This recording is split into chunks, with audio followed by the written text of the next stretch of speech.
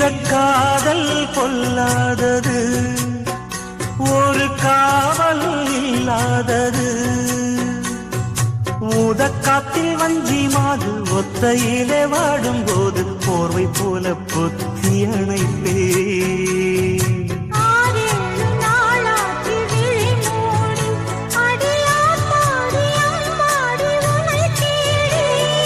நீதானே மானே என் இளஞ்சோடி, உனை நீங்காது என்றும் என் உயிர் நாடி.